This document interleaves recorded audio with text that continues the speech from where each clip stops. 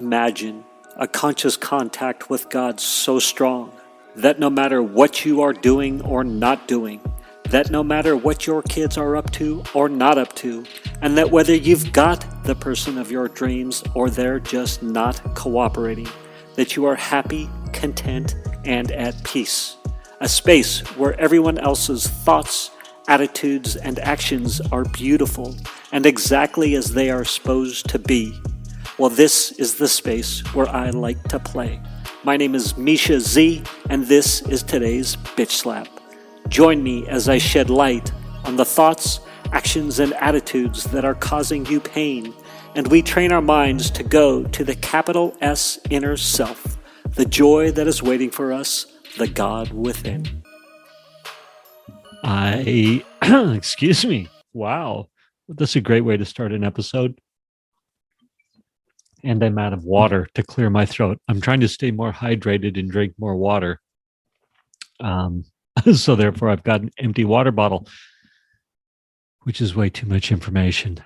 It's 10:15 as I start to record this because I'm trying to be cognizant of the 8-minute episode, not including intros and outros. So the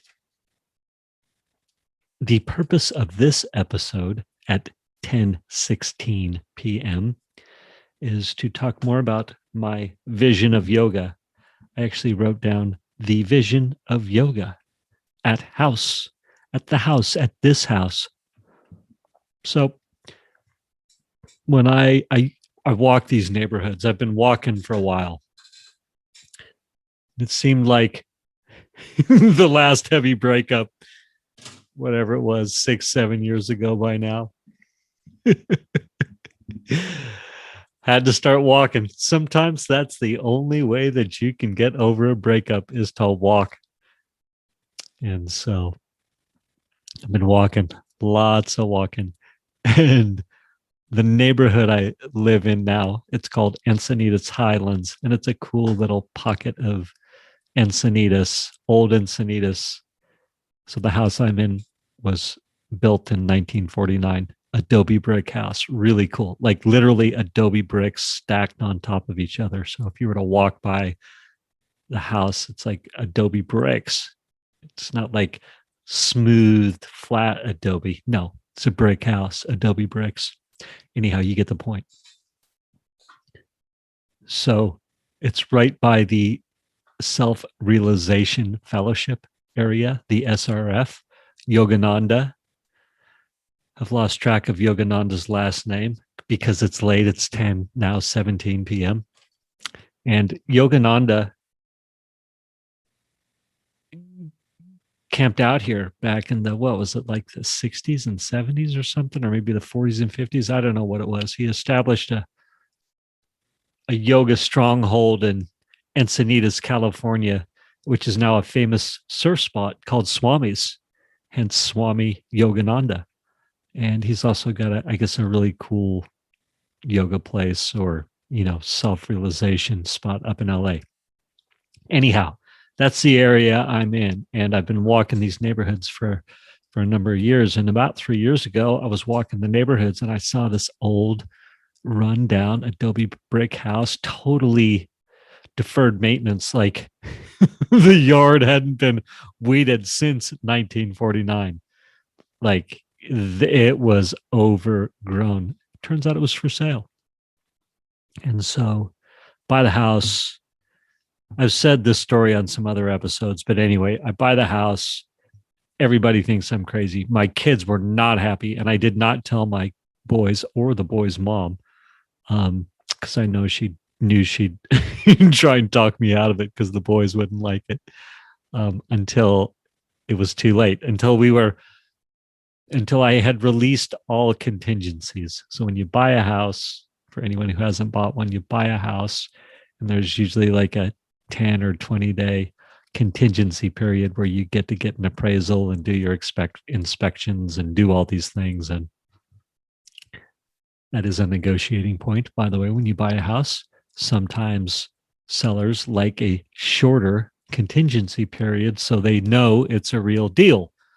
can't remember what my contingency period was, but the day I was done and I released my down payment, or the deposit, not my down payment, the deposit. There's the deposit when you write the offer. This is almost an education on buying a house. Anyhow, that's when I told everybody. So then people could flip out and tell me what a goofball I was, or what was I thinking, and so I got a lot of that commentary. My poor Waylon was in shock when we moved in, because this place was, like I said. But anyway, slowly but surely started chipping away, doing some work fast.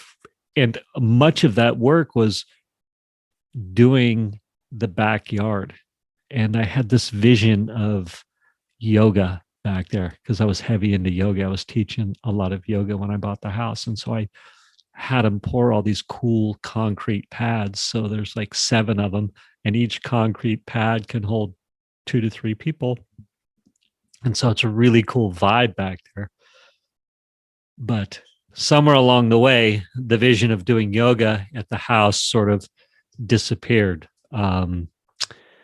Different things, relationships, who knows, COVID for sure. And then, so the point of all this was that, as I've started doing yoga again over the past couple of weeks, yesterday I did yoga at home, and this vision of doing yoga in the back there, leading some yoga classes, or bringing in teachers to lead classes, or breath work. I know, a ton of people do breath work. I've got one buddy in particular who leads breath work classes with ice baths, and he's got all the tubs and everything. And so there's all these cool things that could happen up here. And I also had a vision at one point of Airbnb it and offering these services and things like that. But specifically, it was, doing some yoga. And as I was doing my practice, I'll say it again, as I was doing my practice yesterday and flowing, and I just had the vision of yoga happening in the backyard. And it was freaking awesome. Yeah, it felt good. And so it's very exciting.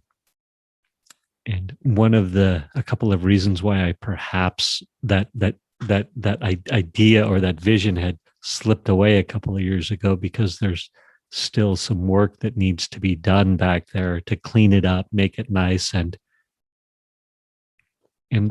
yesterday I was like, you know what? It's good enough as is. It would be nice to redo the fence between the neighbors, or do a few things, or get like some sunshades out there.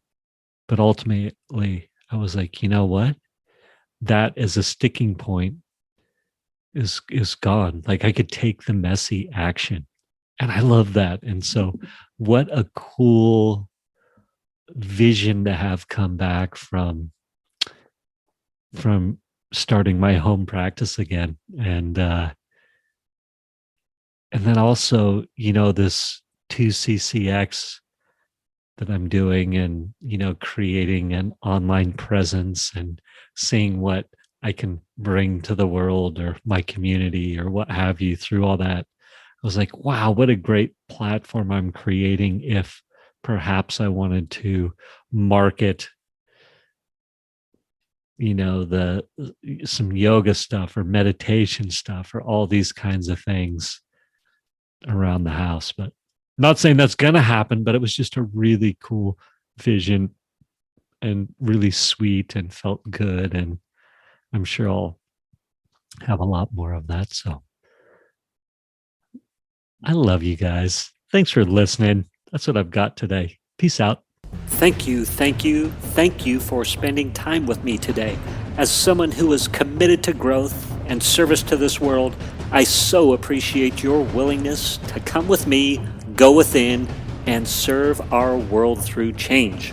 If you found value in this podcast and you know someone who can use this message, share this episode with them Share it so our mission can be achieved one episode at a time.